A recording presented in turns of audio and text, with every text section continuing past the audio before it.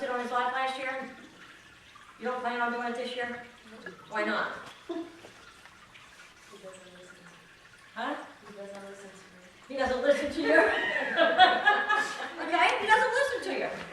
Why does it why? Why doesn't everybody else do that? Why don't you sit on Santa Claus's lap and ask him for stuff? Because you don't believe in him anymore. Exactly. That's simple. It's simple. You don't believe in him anymore. Now and think about the difference. Think about the difference between us who don't believe anymore and a child who believes totally.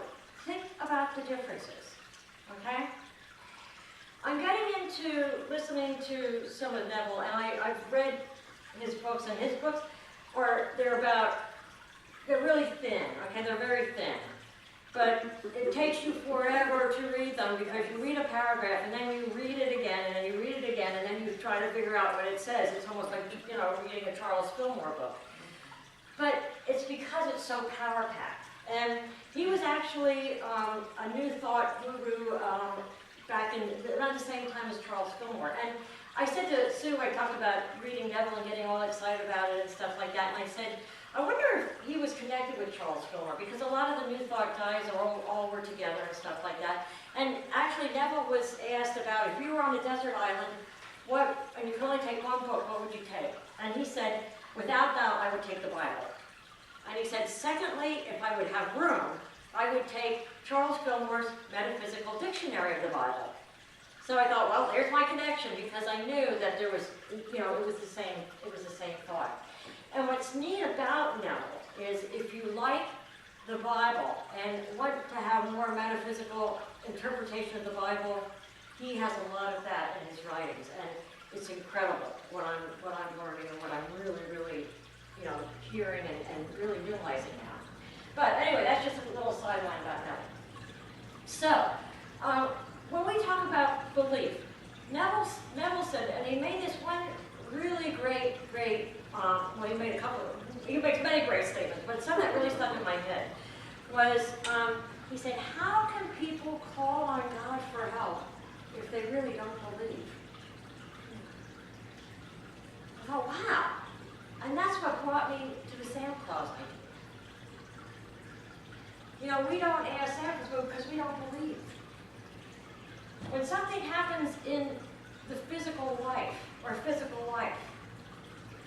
a lot of times I think we're still tuned to say, yes, prayer's nice, but let's do something physical.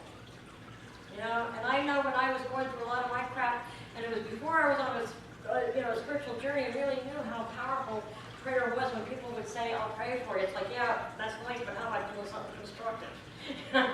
Because I didn't really realize how powerful prayer was, or I didn't understand prayer. But think about that first, is how can people call on God if they don't really believe? And I think if calling on God, or using the creative power of God, or having God in our life constantly is not happening, that's the reason why. It's because we don't believe strongly enough. We don't truly believe, and we don't understand enough to believe. Okay? And again, so we go to our first unity principle. God is absolute good and everywhere present. That's probably one of the first things that we have a problem with. Understanding. First of all, the understanding of God. And how the laws work, God's laws, God's promises, all of those things. For us to believe. So, another thing, when we talk about how powerful belief is, and I always say about science proving the woo-woo, and I can go into all the scientific studies that I brought up, numerous times, and it's really exciting though, about how, belief created something. Belief created something, whatever. So, we talk about belief creating something, and then, we might say, well, you know what, though, a lot of our belief is subconscious. How can we really change that? It takes so long to change our subconscious mind. What are we going to do to do that, or whatever? Neville really has a great concept about the creative power of God. And, and it really all makes says, your own wonderful human imagination is the actual creative power of God within you. It is your Savior. Have we ever thought about our imagination or our thoughts being the creative power of God? Now we have said our thoughts create our reality. You know, our thoughts are things, da-da-da-da. However, have we really thought about our thoughts and our imagination being the creative power of God? If we have, and if we could really internalize that and know that, we would not be saying and thinking the things that we continually say and think. I like one thing that Neville said was the founding fathers of our country, the founding fathers did not believe in our future. That's a pretty powerful statement. He said, the founding fathers did not believe in our future. He said they believed it in. Wow, that's really awesome. They didn't believe in it, they believed it in. Meaning, they believed it enough that they brought it into existence. And think about that. It's almost the same thing as, you know, a lot of times people say, I have to see it to believe it. We have to believe it before we see it. You know, they believed it in. They believed enough of our future.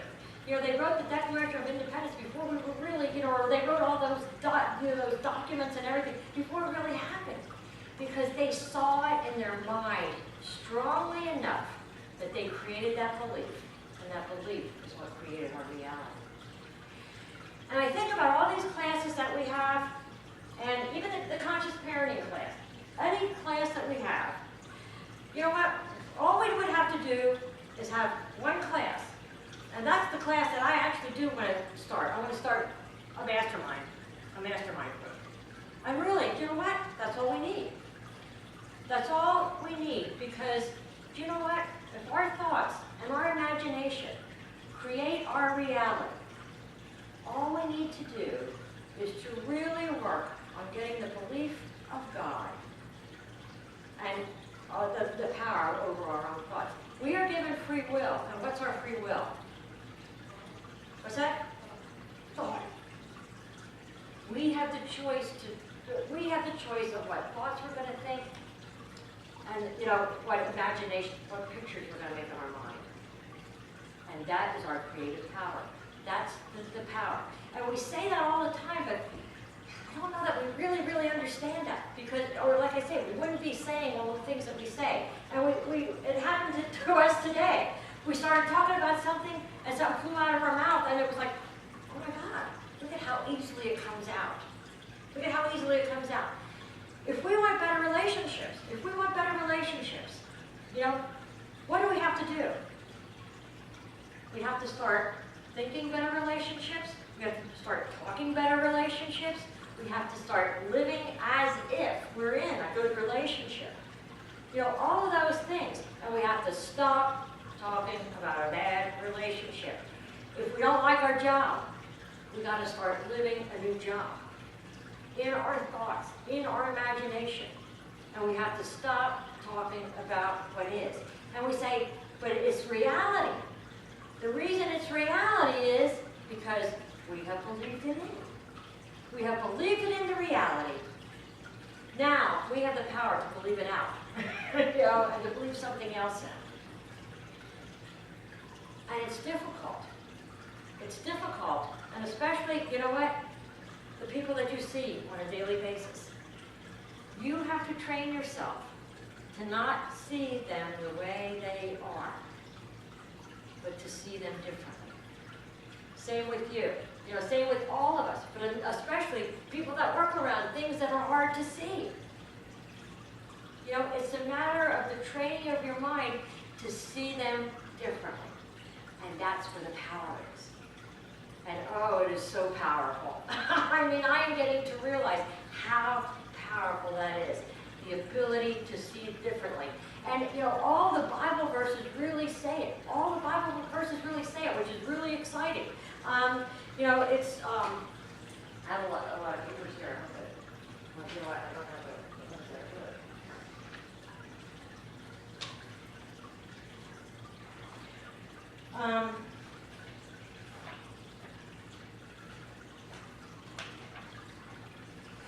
The meaning of faith. In Hebrews 11, they talk about the meaning of faith. Now, faith is the assurance of things hoped for, the conviction of things not seen.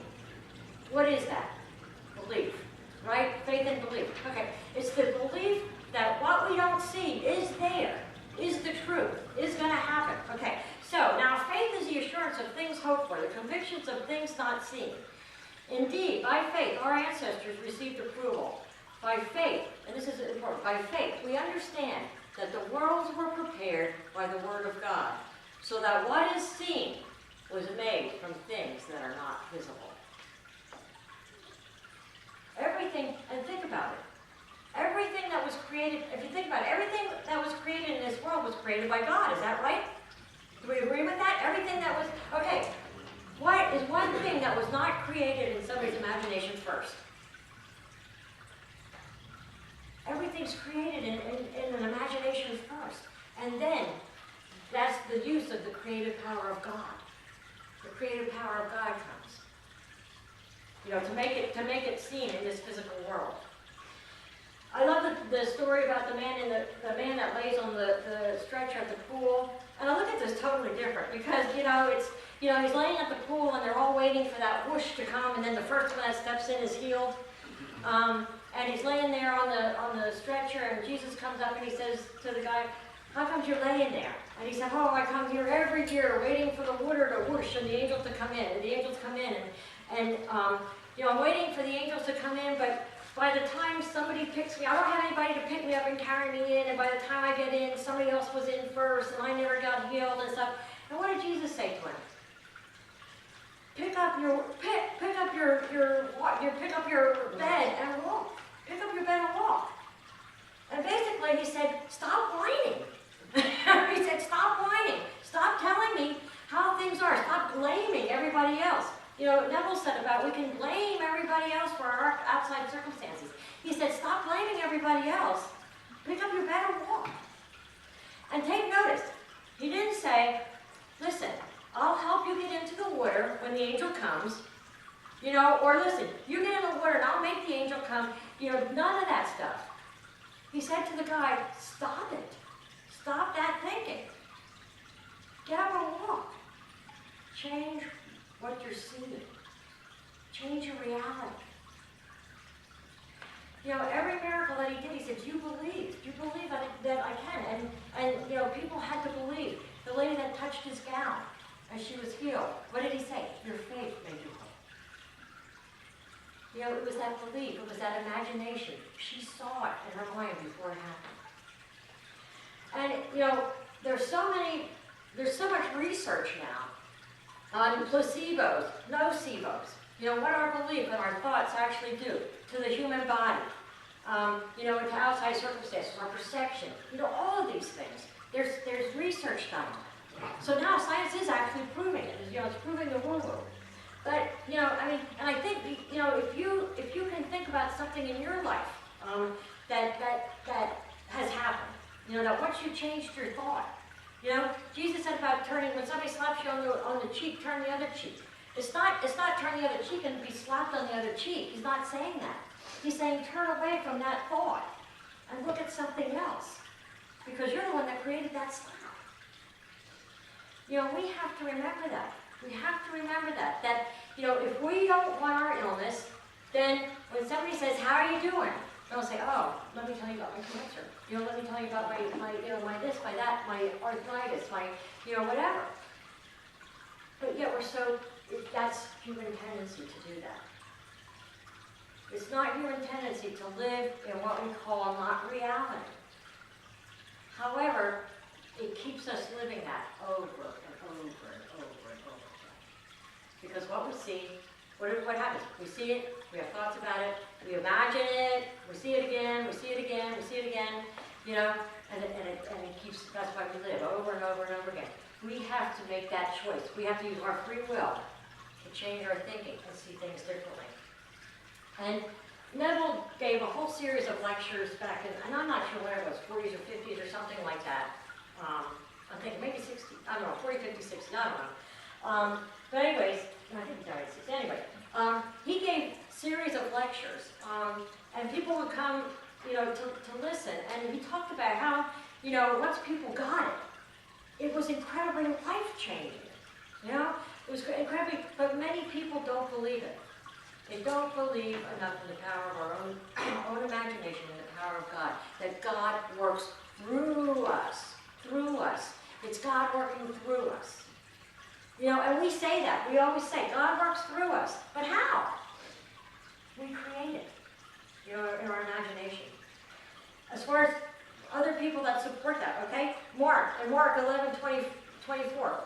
What things soever ye desire, when ye pray, believe that ye receive them, and ye shall have them. So how do you believe it? You see it, you visually see, you imagine it with all your five senses as much as you can. You see it, you hear it, you smell it, you taste it, you live it.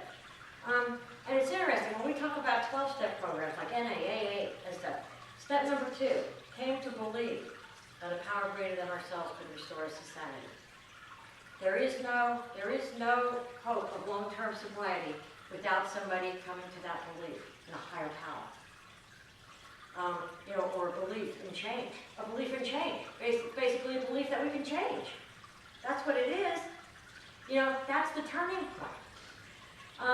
And also, they have all these slogans in AA and stuff like that. And it's like, one of them, fake it till you make it. And I used to say, yeah, it's an honest program. Fake it till you make it. Is that an oxymoron or whatever? You know, but it's live as if. Live as if you were sober. What would a sober person do? What would that look like?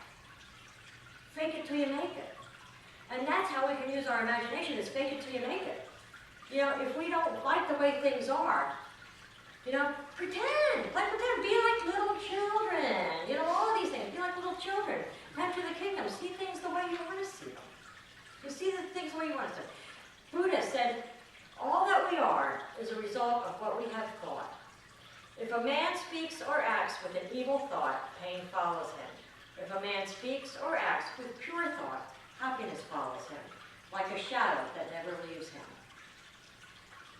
And, you know, we talk about this, we say we believe, and I love the story about Blondin, the tightrope walker. You know, and I've said this over and over, but I love the story, and it makes so much sense, is, you know, the greatest tightrope walker in the world was Blondin. He put the tightrope across Niagara Falls, and everybody's there, Blondin, Blondin, greatest tightrope walker. And so he walked across Niagara Falls, and everybody's like, yeah. And he said, do you believe that Blondin is the greatest tightrope walker in the world? And they said, yes, we believe. He said, do you believe that Blondin can walk back over again? Yes, we believe. Do you believe that Blondin can walk back over with somebody on his shoulders? And they're like, yes, we believe. He said, okay, which one of you will be that person? And suddenly everything was quiet. We believe. But we don't believe enough to sit in the shoulder. So do they really believe? No. So what we have to look at is, you know, where are we missing that belief? What do we have to do to get into that belief? You have to love more. Love more. Love more. Because you have to believe everything you believe comes from inside, which is love. Right? And God is love also. Right. Yep, and that will help too. Because when we love more, what are our thoughts and imagination going to reflect? Love. We're going to have loving thoughts. We're going to have loving imagination and stuff like that, and our life will change to being more loving. Exactly. And you know, in Romans it says all these things that are good, of good rapport, all these things that are great, you know, wonderful and everything. Think on these things. God tells us that. You know, and over again. You know, so I love this. I like this little your constant companion. I am your constant companion. I am your greatest helper or your heaviest burden. I will push you onward or drag you down to failure. I am completely at your command. you do, you might as well turn over to me, and I will do them quickly and correctly. I'm easily managed. You must be firm with me. Show me exactly how you want something done, and after a few lessons, I will do it automatically. I am the servant of great people, and alas, of all failures as well. Those who are failures, I have made failures. I am not a machine, though I work with the precision of a machine, plus the intelligence of a person. You may run me for profit or run me for ruin. It makes no difference to me. Take me, train me, be firm with me, and I will place the world at your feet. Be easy with me, and I will destroy you. Who am I? Yet, our imagination, we can use it to create or destroy. Every time we have a thought that's not consistent with a God thought, we destroy it. We're not getting to where we want to be. When two come together and agree upon something, it's our desire and our belief. It's not two physical people. It's our desire and belief. When our desire and belief come together and can agree on that, that's when it happens. And that happens through imagination, feeling it, knowing that it's there. Knowing that it's there. And I was going to read stories. There's a lot of, Google novel Goddard, and there's places where you can find stories of different people that have made testimony when they went to his lectures. And one of the things that sticks in my mind, he said about this lady came up to him and she said, "My son's getting married and he has this beard, and he looks horrible in this beard, and I just so want him to shave off this beard for his wedding, and he won't do it." And then he said, "Well, you remember what he looked like, when he had a clean-shaven face. You remember what it felt like to touch his face. You remember what it felt like to kiss his cheek and stuff without this beard." He said, "I want you, night after night before the wedding, to get into that," and he says, "to get into that imagination before you drift into sleep, because that's your time when your consciousness, is least resistive."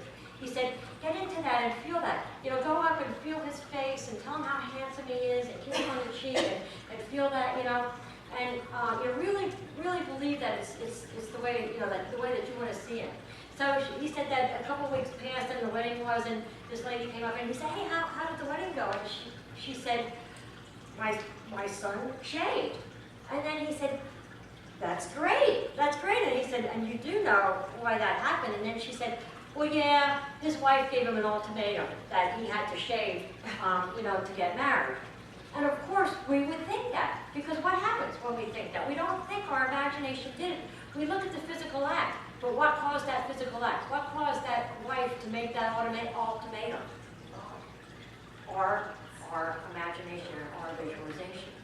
And that's the thing, is we don't put two and two together and realize that it was us that started it. That started all the creative power and action.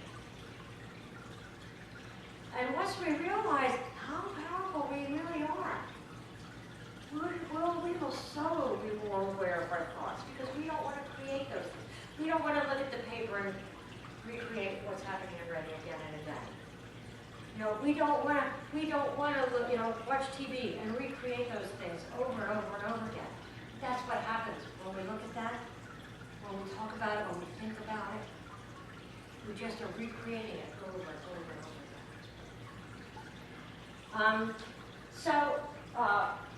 To put a little fun in, what I would like to do is, I would like to create a mastermind. They had groups, and it was like people like Wrigley, Henry Ford, all the people that were into like the New Thought.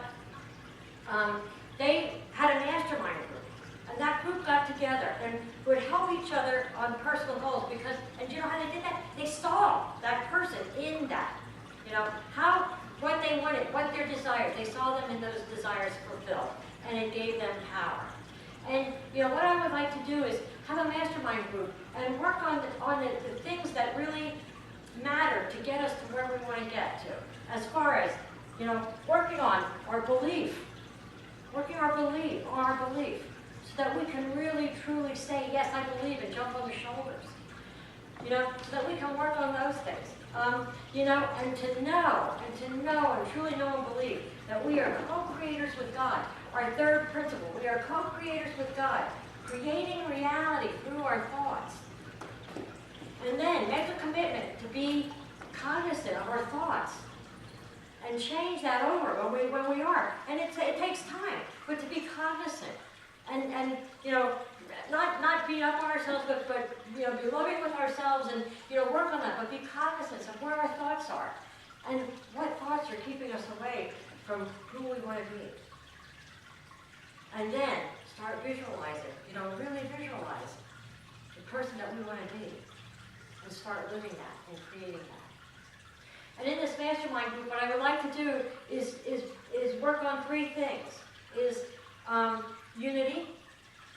I would like to see unity spread, and the word of unity. Because, and to be honest, the time that I'm going to be away, I'm going to see unity filled. I'm going to see, you know, unity growing. I'm going to see the word of unity going out there. You know, and I started with that vision. And to be honest, it's gotten hard for me when I start the thing and there's 5 people sitting here. And I can't see 5 people, because if I see 5 people, that's all I'm going to continue seeing. And, you know, it's not that I have to get away with for other reasons too, but this gives me a perfect opportunity to see things differently. You know, because I can see it as vividly if I'm here or not. You know, so I'd like to create for unity. I would like to create for our community, for Reading, and I would like to create every individual's desire. And sometimes, if we start working on creating for others, it's a lot easier, because a lot of times, to start creating for ourselves, our mind kicks in, oh no, you're not. No, you're not. No, you're not good enough. You're not this, you're not that. But once we do it for something else and we see the power of it, we can realize it for ourselves. And that's powerful. And it's funny, one of the last stories that Neville tells here, and this is the kind of thing that happens sometimes, I believe, is he said, this is a story about a friend, Mrs. L.M., who was introduced to her new, who had introduced Mrs. J.K. to her new husband. During their friendship, Mrs. J.K. had tried to explain the principle of imagination to her friend, who was very doubtful that, quote, it would work. One day, Mrs. J.K. asked her friend to come to one of Neville's lectures. Mrs. L.M. agreed to attend, but was not all convinced about imagining she had what she wanted would be a result in obtaining it. But she decided to imagine a very simple thing, the receipt of a handkerchief. And she did this actually to prove him wrong, you know, to prove it wrong. Well, I'm going to imagine getting a handkerchief. You know? So, she imagined that someone had given her one and then dropped the whole idea. Much to her surprise, she received a handkerchief in the mail from the mother of a friend who came to her house for lunch while she was in town for a visit. This woman sent Mrs. L.M. a handkerchief with a thank you note. She was not only surprised when she received the gift, but she became very frightened, as she thought there was something supernatural about it. She had attempted to disprove that imagination produces the desired thing. When she received the handkerchief that she had imagined, she interpreted it as being sort of black magic and didn't want to know any more about it and know more about the teaching. And Marianne Williamson said, we're not afraid of, you know, how little we are, we're afraid how powerful we are. Because once we really do truly believe and understand, we have to take responsibility. You know, we've got to take responsibility for what we're creating and what we're helping to create and what we're putting into the mix with everybody else. Because we're all co-creators. You know, it's not only one person. You know, but that's the kind of thing that happens. And I'm gonna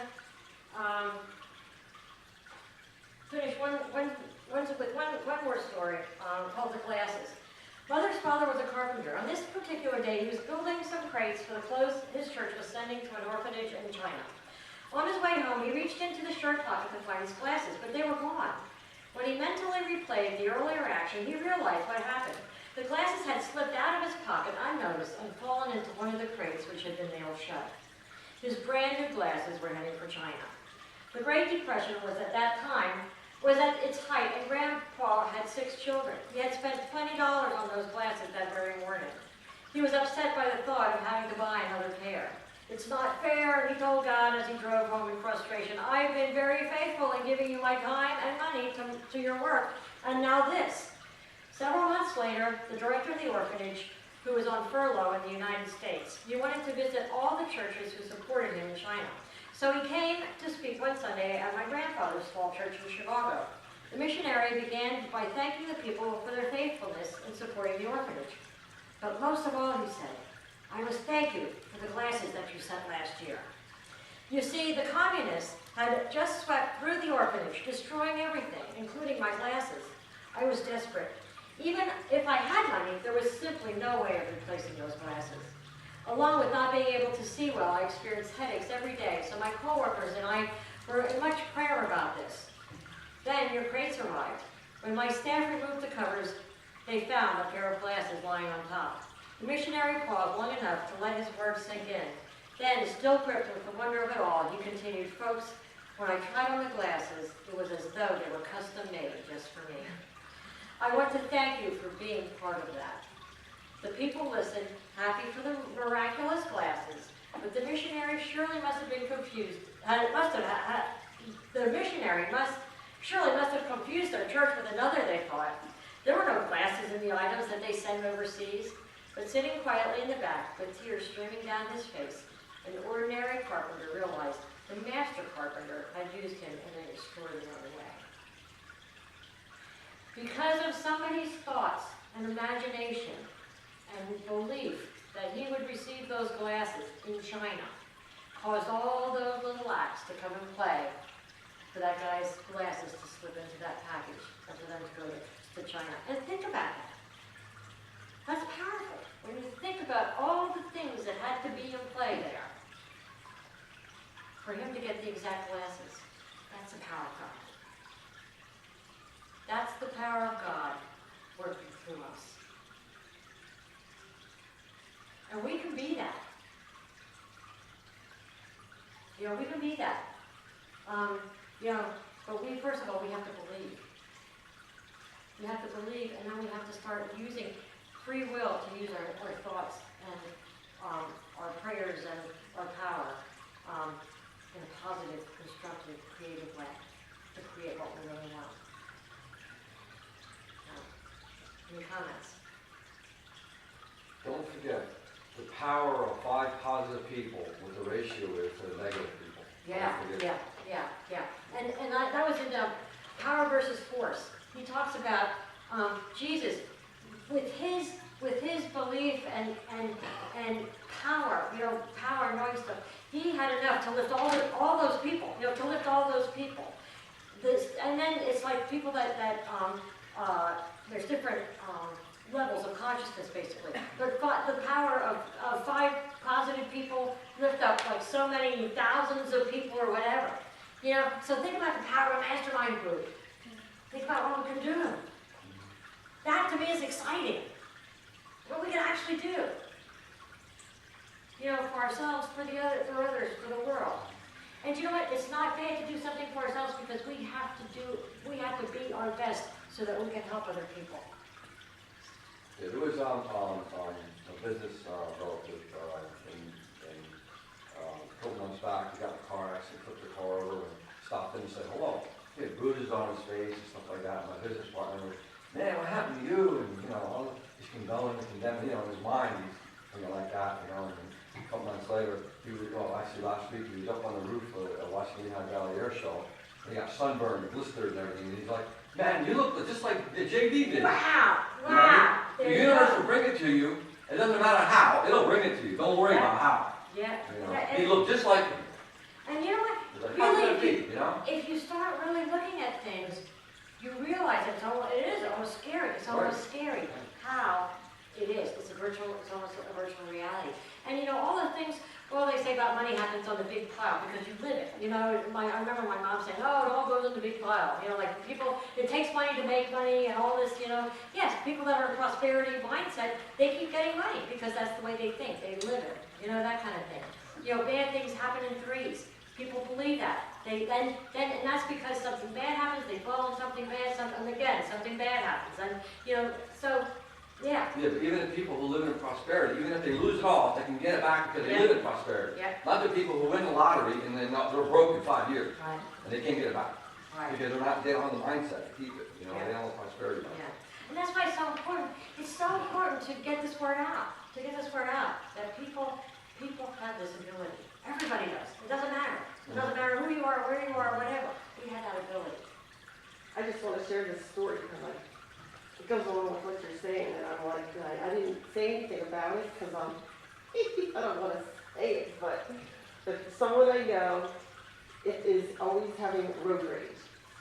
So they're in their car, yelling at everyone, cursing, you know, they say, go F yourself, go, and they're just horrible, like over the top. And so, you know, I've been with them in the car and yelling things. I'm like, please don't do that, it's negative energy. Why? They can't hear me. Why? What does it matter? I'm yelling it and no one's hearing it. I'm not saying it to them. Wow. They don't understand. They can't hear me. So anyway, you know, this is going back and forth. So I get him to stop doing it when I'm in the car. So then he's like, he's motioning, but he's not saying it because he knows I don't want to. I'm like, I don't want the energy. It's negative energy. Yeah. So I'm saying, it's going out there. It's negative energy. You don't understand. So it was last week or 2 weeks ago. He put a post on Facebook that his car's new. Somebody keyed up his whole car. And I was going to say something, but I was like, you said it already. Yeah. But I'm thinking, you know, I kept saying to him, it's going to come back, it's going to come back.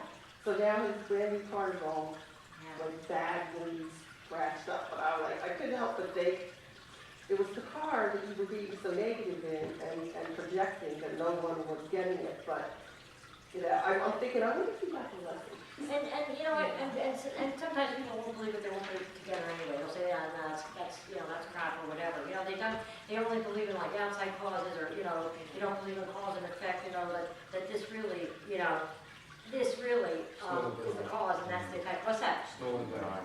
Yeah. Yeah, the analogy is he's driving himself crazy. Yeah. That's really the reality of it. Yeah. He's driving himself crazy. He would stop doing that. He wouldn't drive himself crazy. He wouldn't get keyed up. You know what I mean? Oh, I know. It's just like, I want to say it's ironic, but it's not ironic at all. It's It's a reflection the of end reality. going It's out, reality. it came back. It's Like the I law. said, It's the law. It's the It's law. gonna come Yeah. back. It's going to come back. It's the law. It'll Yeah. come back. And it is. And you know, if you take one thing out of here today is to be aware of when we get into describing things that we don't want to somebody or whatever. Stop. Stop and just change it around. You know, change it around. Whatever. You know, whatever that talk is. If it's a talk or if it's thoughts about something we don't want, stop. Even Neil Donald Walsh said, watch what you can condemn, because someday you will be. Have that page. Be careful of that which you condemn and judge, because someday that is what you become. Yeah. I have that page marked. The funny thing is, you can't think something about someone if it isn't in your head. Everything you see is, like again, you know, you hear it, it's reflection of your own thought. You can't, it's what we, it's hard to admit, It but has to be a part of you. it's before part of, you because see it in if you were somebody seeing else. purely, Yeah. you wouldn't see it. When you see somebody, it has to be a part of you for you to even recognize it. That's true. Like I remember I was at a baseball game with a friend of mine, and he's very much like not sarcastic and very, you know, I don't know, his personality is really incredible. But anyways, this one lady said something to us, and I took this very sarcastic. And we went to get something to eat, and I'm like, believe she said that to us, I can't believe she said that to us. And he's like looking at me like, what? And then he said, oh, but did you think that was sarcastic? You know, and I realized he didn't even see it as that because he is not that way. So to him, that wasn't sarcastic, it wasn't anything. But to me it was, which it was like, whoa, you know, what does that say, again, about me? So, Yeah, just quickly talk about this. Lucas has a friend and he's a nice boy in the family. They go to school together and get to know the family very well. The family lives 10 minutes away from us. They go to school together. And the parents really, really like Lucas very, very much. They invite him over for dinner, they stay, pay things for him. You know, and this summer, he's spending more time in their house and going to this past week. They took him to the Phillies game, they paid, you know, everything. But each time he comes home, he tells us, we kind of laugh about because he tells us about, you know, the way they behave, the parents, like they used to live here from Philadelphia, you know, and now they live in Exeter. So, but, I mean, for me it's new, but Blake says people from Philadelphia are very like that. They, you know, they talk, they always use bad language. I mean, I don't know if you guys are from Philadelphia. do it up here? I do not know, so that's what they say, and now they are very like that, but you're always using bad language, you're always talking, you're always very intense people, you know, and of course the bad words like the, you know, afterward or whatever it is, or driving very, you know, very tough, and Lucas, he listens to that. Of course, it's not new for him, you know, but I try at home, since they, you know, raise them with all those kind of vocabulary. Right. You know, I do not like it, you know, and then if somebody else says it, doesn't mean you are going to do the same. If your friends are using it, because it's very popular now in school saying those kind of language. You know, he's saying, but just because they say, it doesn't mean you have to say or act just to be, you know, just to be just like them. But the parents do that. When it comes and say to us, they have this argument inside the car or in the game, you know, and the mother is very negative. Lucas is saying, you know, she always complains about every single thing. Her back hurts, and you know, she's always complaining. And they're all saying the F word. And then I asked Lucas, how do you feel about that? Well, first of all, I feel like I wanted to laugh about because we are arguing about that, but it's scary a little bit, you know, because it's this environment, you know. And then at the same time, I got in an argument with Blake because Blake says, Marie is so naive, that's what people do, that's from Philadelphia, that's, you know, they deal like that. You have to get used to it, you know. What do you think? But you know what, that's a perfect time to teach Lucas that he has a choice. He has a choice. And Yeah. say, you know, what do you see that kind of language and that kind of thought and that kind of action, what do you see that produce? Do you see anything good coming out of that? You know, so the thing is, I think when kids learn cause and effect, and you can actually talk to them instead of like, you know, and that's part of like the conscious parenting too, is, you know, to explain things to them and realize, teach them, you know, cause and effects basically is, yeah, I mean, and say to them, you know, do you see anything good coming out of that? You know, so, you know, what would be the thing to do there? Yes, yeah, putting me in the bad position because, you know, I want to make sure him understands it's a choice you don't have. You can hear, you can be there, but you don't have to give your own opinion on that situation, you know. And at the same time, it's not what we teach you, you know, I expect from you inside this house or outside. Yeah. And how you can help them is see them differently. That's how, because because when we pray, a lot of times, we pray, you know, and the disciples asked Jesus, and we're running out of time, but the disciples asked Jesus, you know, why aren't our prayers answered? And he said, because you prayed amiss. And it's because usually we pray focusing on the problem. We don't pray in the solution, we pray in the problem. You know, when we pray focusing on the problem, we yield more problem. But that's correct, really, because I was thinking about her, you know, they're nice, but I was thinking, really, why they are talking like that in front of my child? Because when they come to my house, we don't treat, like that, we treat with respect. And so I was getting upset, like, really? So, but at the same time, if I do get angry, so that is gonna come back to me. You'll make it worse. You actually make it worse by pushing against it and being angry about it. Right? So, yeah, that's... Right. And that's what's so hard to comprehend. You know, you cannot be what you don't have. You cannot be if you don't have love. You cannot be rich if you don't have richness in your heart. You cannot be poor if you don't have poorness in your heart. I just wanted to say, at 3:33 this morning, I finished reading the book, The Secret. Everything that's been said here today is in that book. Yeah. And it's a really powerful explanation of what our imagination and our thoughts and our visualization present to the world. Yeah. I did that was the first class that I taught here when I came to Unity, and that was the biggest class we ever had. We had like 35 people at We that need to class. revisit that. Yeah. And also, there's people in my family, it would be difficult for me to get them to read the Bible, but I honestly believe I could get them to read The Secret. And you know what? That was on Oprah and everything else. The Secret was really big at that time when I came 7 years ago. And you know why? Because people got excited because it gave them hope. It gave them hope that we had a little bit of power over our situation, that we're not helpless. It might even be on Netflix right now. Yeah, I have it. I have it. I Yeah, do too, and I bought a whole bunch of the ones with Esther because the latest ones don't have Esther in it. So, Esther Hicks, but yeah. Yeah, I like my tools. And that will be something like this mastermind, but I think it'll be even more powerful because it'll be living it. Because that's the thing, is this mastermind, I want to live it. So if you're interested in doing that and really committing and doing that, let me know, because I do want to work out a time that everybody that is committed to do it can come. And it's good for everybody, so.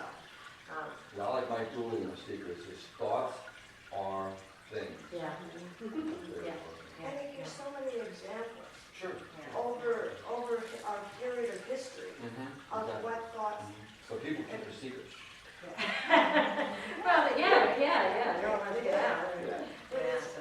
Well, we better get moving on. It's really late, so let's take these thoughts into a little bit of meditation. And what I'm going to do is meditation. I would like you to get comfortable in your seat and feel the energy of the room. And I would like you to go deep within and realize your powerful self. That self with the capital S. Not that small little ego self. That God self. Feel that power. Feel that connection. And know that creative power flows in and through you every minute, every second of the day. As you feel that power of God, I invite you to bring into your imagination now the person that you want to be.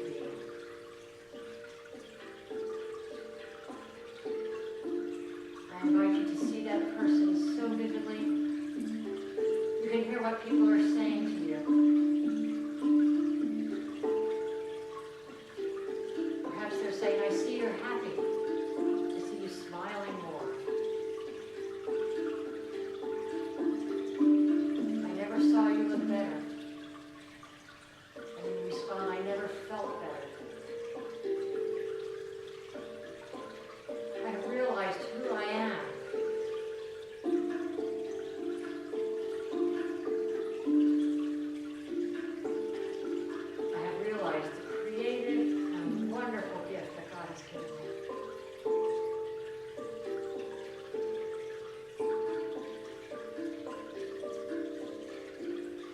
I realized how not to only help myself, but to help others with this gift.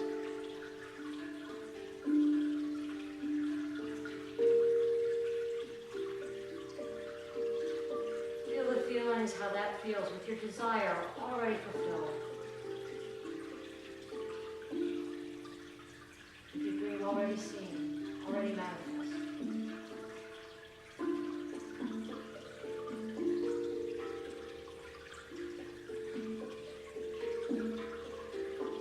I invite you to bring into mind the unity of Reddit.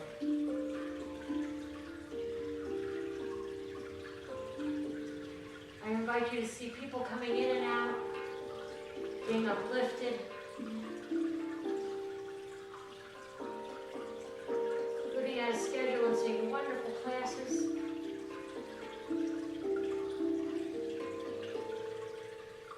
hearing great music bellow out of the doors.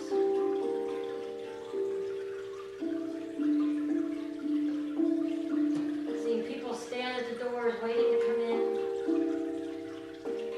hugging each other, spreading the love and the message of unity.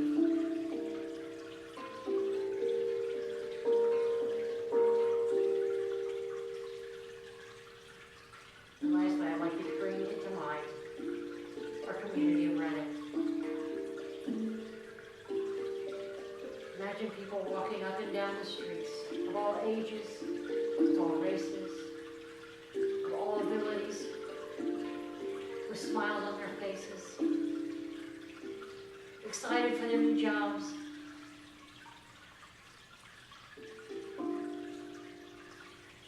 see the streets clean, see business booming,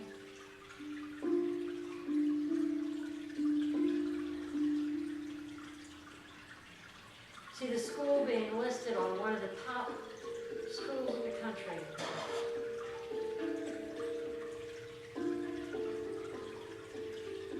As you hold all these things in your imagination, know this is a powerful, powerful thing.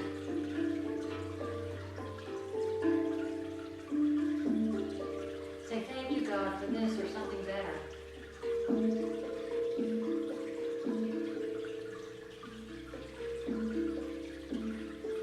Make a commitment right now to be aware of your thoughts, your feelings, your imagination, and to bring yourself back always to the best, to the positive, to those things that you want to feel, to see those things that you want to see,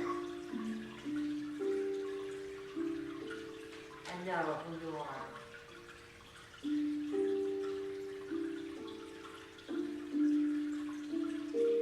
For you are my son, you are my daughter, in whom I am well pleased. And so it is. Amen. I invite you to come back into this room with a new vigor, new strength, new awareness.